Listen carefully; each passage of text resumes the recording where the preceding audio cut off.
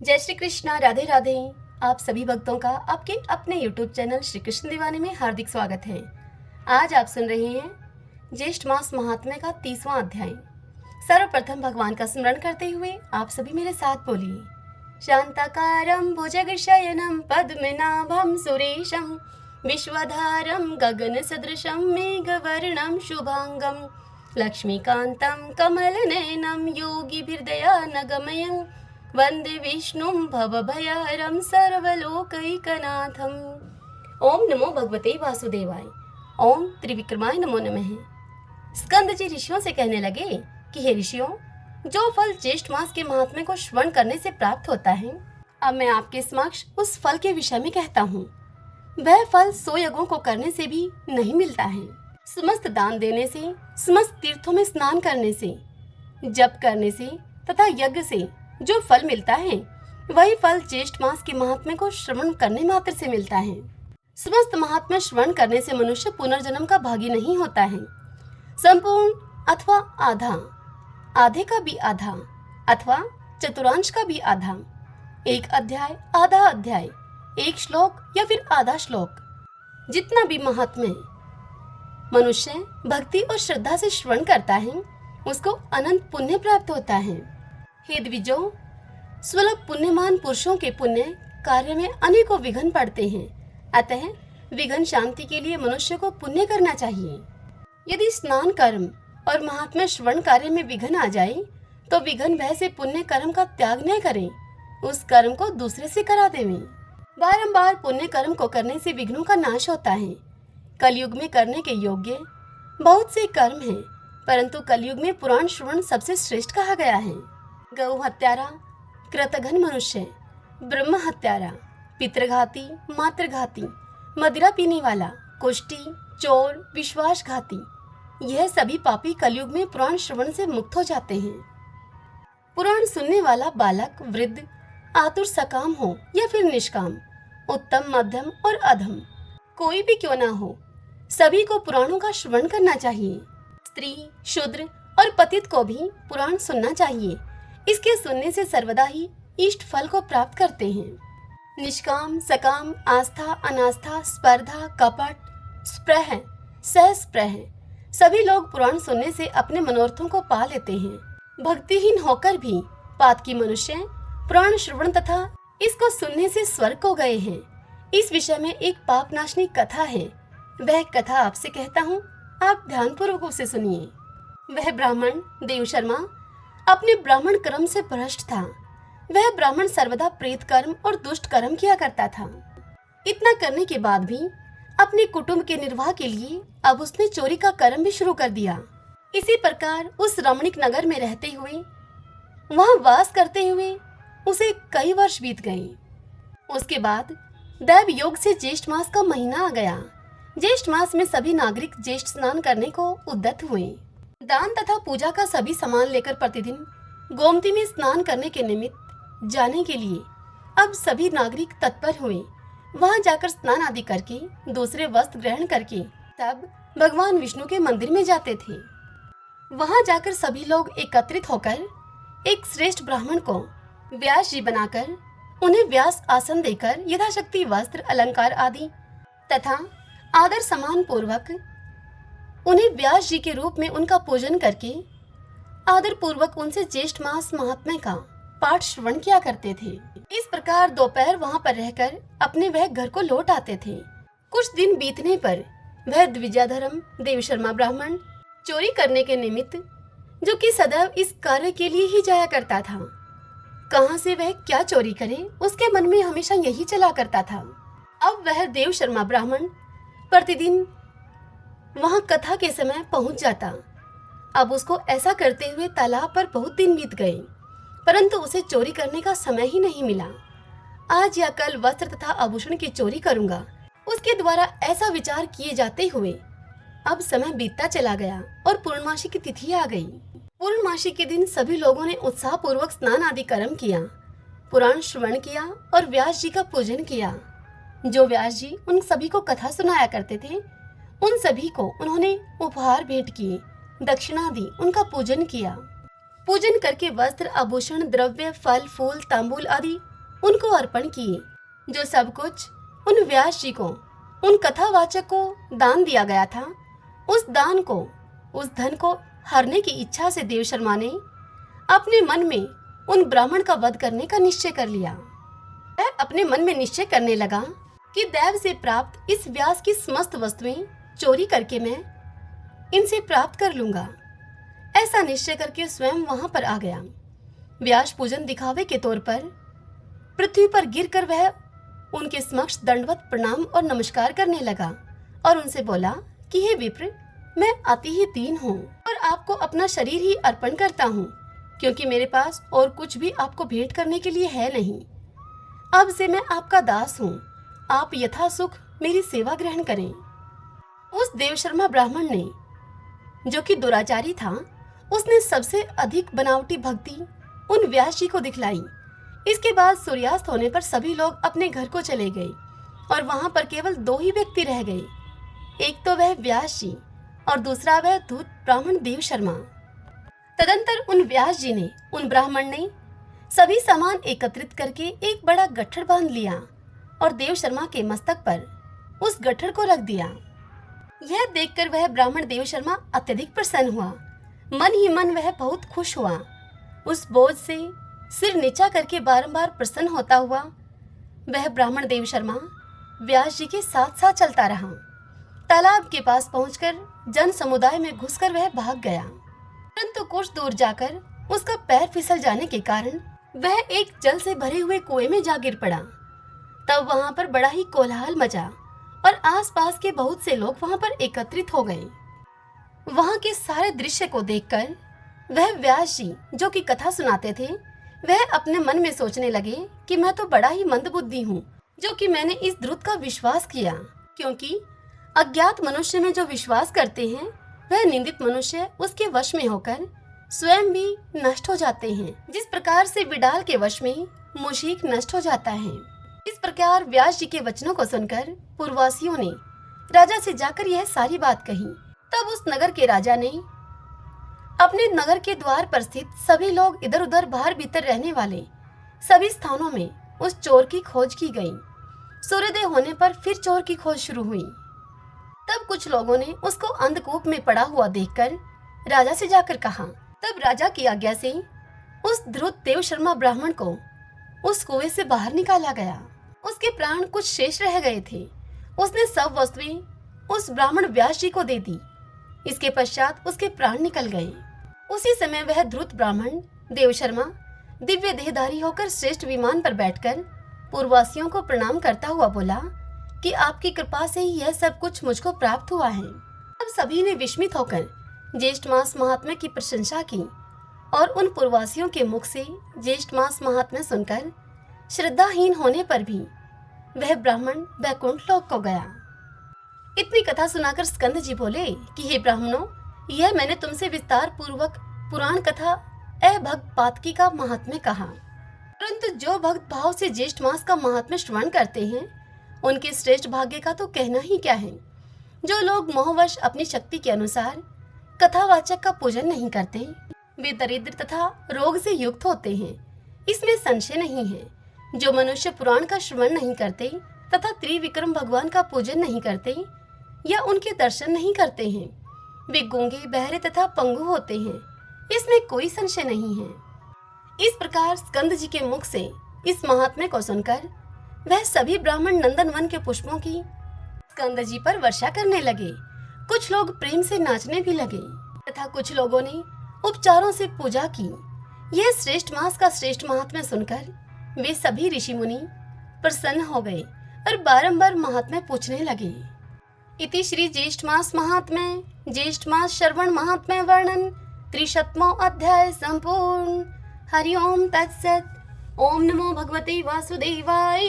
ओम त्रिविक्रमाय नमो नमः। भक्तजनों, जैसा कि आपने अभी कथा में सुना, संपूर्ण महात्म्य की कथा सुनने के पश्चात कथावाचक के निमित्त कुछ दान करना चाहिए।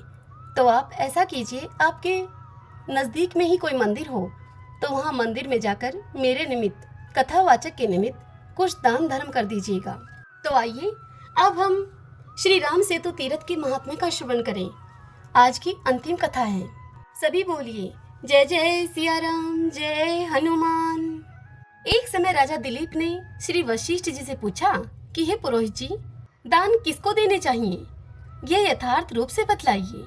तब वशिष्ठ जी बोले कि हे राजन, वैदिक आचार के पालन में लगा हुआ ब्राह्मण समस्त दान पात्रों में सर्वोत्तम है। वेद पुराणों के मंत्र, शिव विष्णु आदि का पूजन, वर्णाश्रम धर्मों का अनुष्ठान, ये सब जिसमें सदा ही विद्यमान हो तथा जो दरिद्र और कुटुंबी हो, वह दान का श्रेष्ठ पात्र कहलाता है। उस सत्पात्र को दिया हुआ दान धर्म, अर्थ, काम और मोक्ष का साधक होता है। पुण्य तीर्थों में विशेषतः सत्पात्र को दिया हुआ दान हितकारक होता है। दुष्ट पात्र को दान देने से नाना प्रकार के दोष प्राप्त होते हैं। अतः सब प्रकार के यत्न करके सत्पात्र को दान देना चाहिए। सत्पात्र तीर्थ में उपस्थित न हो तो किसी भी सत्पात्र को देने का संकल्प करके तीर्थ में जल छोड़ देना चाहिए। यदि वह सत्पात्र जीवित न हो तो संकल्पित वस्तु उसके पुत्र को देनी चाहिए, परंतु तीर्थ में अधम पात्र को दान कदापि नहीं देना चाहिए। श्री सूत जी इस कथा का श्रवण कराते हुए कहते हैं कि हे मुनियों, वशिष्ठ जी के द्वारा ऐसा कहे जाने पर राजा दिलीप ने तभी से सदा सत्पात्र को ही उत्तम दान दिया। अयोध्या, दंडकारण्य, विरूपा, वेंकटाचल, शालिग्राम, प्रयाग, कांची, द्वारका, मथुरा, पद्मनाभ, काशी विश्वनाथपुरी, सब नदियां, समुद्र और भास्कर पर्वत, इन क्षेत्रों में मुंडन और उपवास आवश्यक बताया गया है।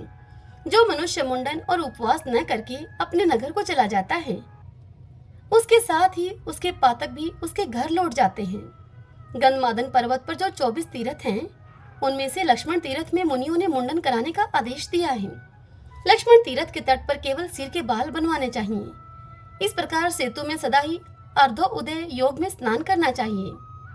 सेतु में अर्धोउदय के समय अर्धोउदय नाम से प्रसिद्ध निर्मल भगवान जगन्नाथ का पूजन करें, उससे श्री विष्णु प्रसन्न होते हैं। तत्पश्चात निम्नांकित मंत्र को पढ़कर सूर्य और चंद्रमा को अर्घ दें। दिवाकर नमस्ते अस्तु तेजो राशे जगतपते, अत्रि गोत्र समुत्पन्न लक्ष्मी देव्याः सहोदरम्, अर्घ्यं ग्रहण भगवन् सदा कुंभ नमस्तुते। अर्थात संपूर्ण जगत के स्वामी तेजो राशि हे दिवाकर, आपको नमस्कार है। लक्ष्मी देवी के सहोदर सुधा कलश रूप भगवान हे चंद्रदेव, आप अत्रि गोत्र में उत्पन्न हुए हैं, आपको नमस्कार है। यह अर्घ्य आप स्वीकार करें।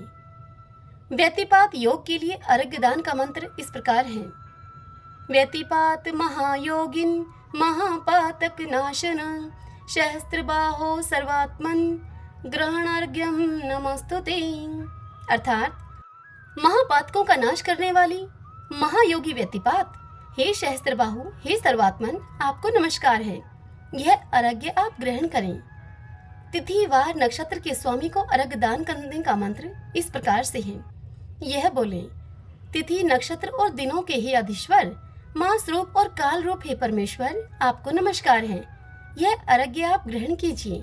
इस प्रकार पृथक पृथक मंत्रों से अर्धोदय काल में अर्घ्य देकर 14, 12, 8, 7, 6 अथवा 5 ब्राह्मणों को अपनी सामर्थ्य और शक्ति के अनुसार अन्न पान आदि से पूजित करें। तत्पश्चात भगवान जगन्नाथ, चंद्रमा, सूर्य, व्यतिपात एवं भगवान विष्णु की इस प्रकार प्रार्थना करें।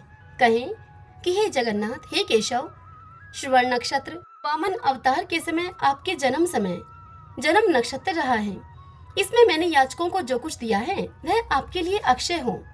देवताओं को अमृत प्रदान करने वाले रोहिणी वल्लभ कलाशेष हे नक्षत्रधिपते, आपको नमस्कार है। हे दीनानाथ, हे जगन्नाथ, हे कालनाथ, हे कृपानिधान, हे सूर्यदेव, आपके युगल चरणारविंदों में मेरी अविचल भक्ति हो। चंद्रमा और सूर्य के पुत्र हे व्यतिपात, आपको नमस्कार है। आपकी उपस्थिति में मैंने जो दान आदि कर्म किया है वह अक्षय हो। हे भगवान वासुदेव, हे जनार्दन, आप याचकों के लिए कल्प वृक्ष हैं। मास, ऋतु, अयन और काल सबके स्वामी हैं। हे हरे, मेरे पापों को आप शांत कीजिए। इस प्रकार पूजन और प्रार्थना करके श्राद्ध कर्म आरंभ करें। अपनी रुचि के अनुसार हिरण्य श्राद्ध, आम श्राद्ध अथवा पाक श्राद्ध करें। उसके बाद पावन श्राद्ध भी करें।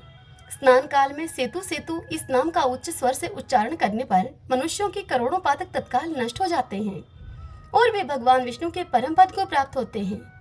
राम सेतु धनुषकोटि, राम, सीता और लक्ष्मण, रामेश्वर, हनुमान, सुग्रीव तथा वानर, विभीषण, नारद, विश्वामित्र, अगस्त्य, वशिष्ठ, वामदेव, जाबाली और कश्यप, इन सबका स्नान काल में चिंतन करने वाला राम भगत या अन्य पुरुष सभी दुखों से छूट जाता है और वह परम पद को प्राप्त होता है।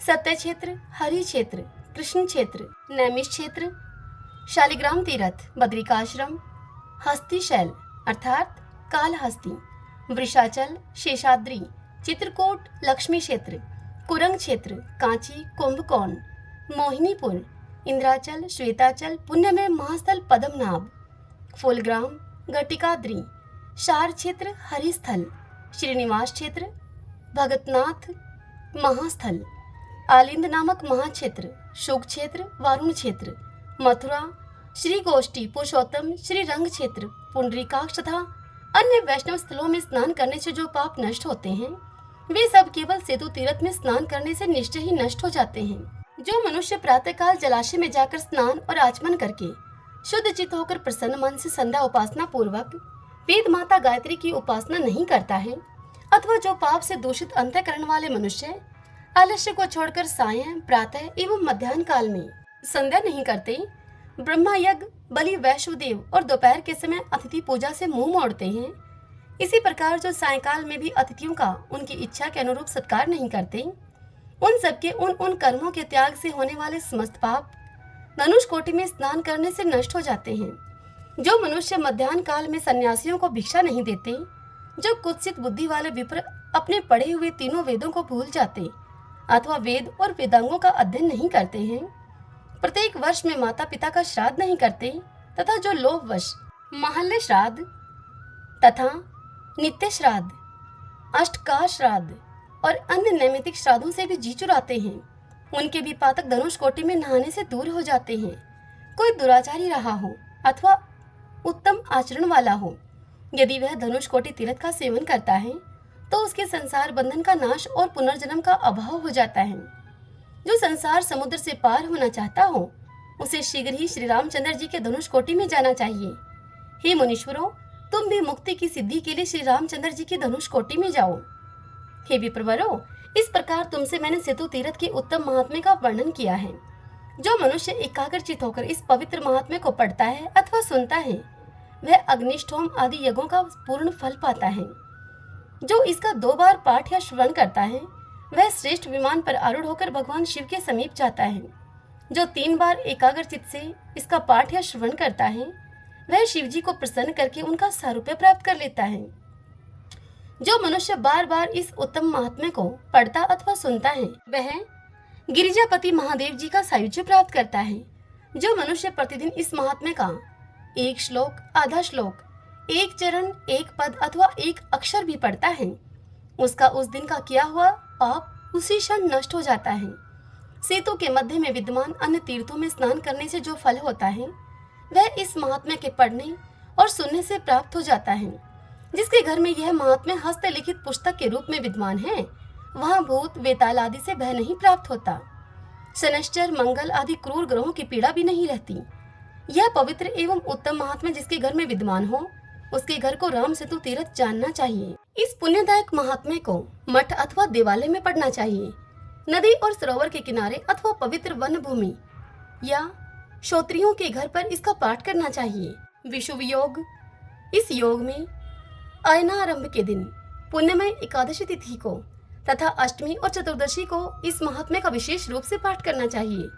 मनुष्य मन और इंद्रियों को संयम में रखकर ही इस महात्म्य को पढ़े तथा श्रोता भी सोच, संतोष आदि नियमों से युक्त होकर उन नियमों से युक्त होकर ही इस उत्तम प्रसंग को सुने। यह पवित्र महात्म्य वेदार्थों के समावेश से विस्तार को प्राप्त हुआ है। यह सभी पापों का नाश करने वाला है। स्मृतिकारों को यह मान्य है और मुनिवर व्यास जी को भी अत्यंत प्रिय है। अपना कल्याण चाहने वाले पुरुष को इसका श्रवण और पाठ करना चाहिए। सुनाने वाले आचार्य को भी अपनी अपनी शक्ति के अनुसार जो कुछ उनसे बन सके स्वर्ण आदि दान देना चाहिए, क्योंकि कथावाचक के पूजित होने पर ब्रह्मा, विष्णु और शिव तीनों देवता पूजित होते हैं और उनके पूजित होने पर तीनों लोग पूजित हो जाते हैं। दशरथ नंदन श्री राम के रूप में भूतल पर अवतीर्ण हुए साक्षात श्री हरि सीता और लक्ष्मण के साथ कृपा करके इस महावाक्य के वक्ता और श्रोताओं को इहलोक में भोग और परलोक में मुक्ति प्रदान करते हैं। हे नैमिषारण्य वासियों, तुम लोगों ने मुझसे इस वेद सम्मत गूढ़ महात्म्य का भली भांति श्रवण किया।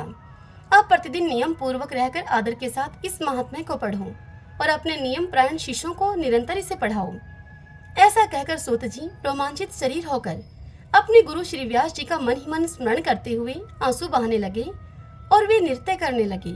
इसी बीच में महाविद्वान पराशर नंदन महामुनि व्यास शिष्यों पर अनुग्रह करने की इच्छा से वहां शीघ्र ही प्रकट हो गए। सत्यवती नंदन व्यास जी को वहां पर आया हुआ देखकर सूत जी ने नैमिषारण्य निवासी समस्त मुनियों के साथ उनके चरणारविंदों में दंड की भांति गिरकर साष्टांग प्रणाम किया और आनंद के साथ आंसू बहाने लगे। चरणों में पड़े हुए अपने प्यारे शिष्य को व्यास जी ने दोनों हाथों से उठाया तथा आशीर्वाद से प्रसन्न करते हुए बारंबार हृदय से लगाया। तत्पश्चात मुनियों के लाए हुए उत्तम आसन पर महातेजस्वी व्यास जी बैठे। उस समय उन्होंने शौनक आदि मुनियों से कहा कि हे मुनिवरों, मैंने इस समय यह जान लिया था कि मेरे शिष्य सूत जी ने तुमसे सेतु तीर्थ का उत्तम महात्म्य कहा है, जो कि बड़े बड़े पातकों का नाश करने वाला है। यह महात्मा बड़ा ही महत्वपूर्ण है। सब पुराणों में यही मुझे अधिक प्रिय है। धर्मराज युधिष्ठिर मेरी आज्ञा मानकर अपने पुरोहित धौम्य से प्रतिदिन यह महात्म्य सुनते हैं।